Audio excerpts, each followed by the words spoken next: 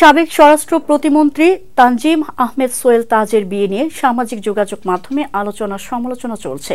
বলা হচ্ছে 7টি বিয়ে করেছেন তাজউদ্দিন আহমেদের 55 বছর বয়সী ছেলে সোহেল তাজ।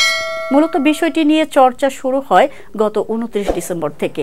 ওই দিন সোহেল তাজ তার এম্পায়ার ফিটনেস সেন্টারে হাস্যোজ্জ্বল ভঙ্গিতে হাঁটু গেড়ে বসে শাহনাজ পারভীন শিমুর হাতে আংটি পরিয়ে বাগদাদ সম্পন্ন করেন, যা সামাজিক যোগাযোগ মাধ্যমে ভাইরাল হয়। কটাক্ষ করে অনেকেই বলতে শোনা যায় এটি সোহেল তাজের 7ম বিয়ে। তাদের দাবি, দেশে বিদেশে 7 বিয়ে করেও মাদকে আসক্তির কারণে বডি সোহেলের বিয়ে ভেঙে যায়। এই সমালোচনা নিয়ে আজ বৃহস্পতিবার রাতে সোহেল তাজ নিজের ভেরিফাইড ফেসবুক পেজে লিখেছেন, আপনারা অনেকেই প্রশ্ন করেছেন আমার ব্যক্তিগত জীবন সম্পর্কে। আমি কিছুই বলবো না, কারণ এটা আমার একান্ত ব্যক্তিগত বিষয়। শহীদ তাজউদ্দিন আহমেদের ছেলে সোহেল তাজ 2001 সালের নির্বাচনে গাজীপুর 4 থেকে জাতীয় সংসদ সদস্য নির্বাচিত হন।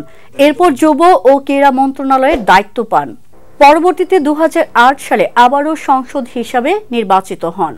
2009 সালের 6 জানুয়ারি আওয়ামী লীগ নেতৃত্বাধীন মন্ত্রিসভায় স্বরাষ্ট্র প্রতিমন্ত্রীর দায়িত্ব পান সোহেল তাজ। একই বছরের 31 মে মন্ত্রিসভা থেকে ব্যক্তিগত কারণে তিনি পদত্যাগ করেন।